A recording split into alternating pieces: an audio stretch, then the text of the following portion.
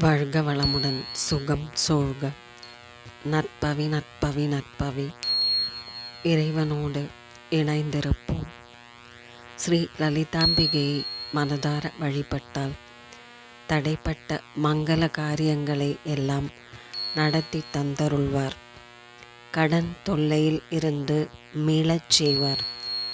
கணவன் மனைவி இடையே ஒற்றுமையையும் அன்பையும் பலப்படுத்தி அருள்வார்.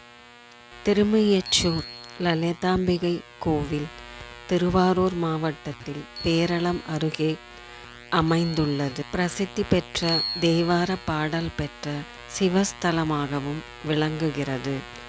மூலவர் மேகநாத சுவாமி, அன்னை லலிதாம்பிகை. இத்தலம் சுமார் 1000 ஆண்டுகள் பழமையானது. பண்டாசுரன் எனும் அசுரனை வதம் செய்ய பார்வதி தேவி லலிதாம்பிகையாக அவதரித்தார்.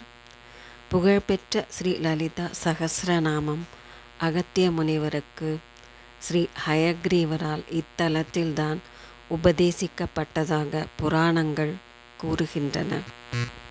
மூலவர் மேகநாத சுவாமி அனைத்து நோய்களையும் நீக்கக்கூடியவர்.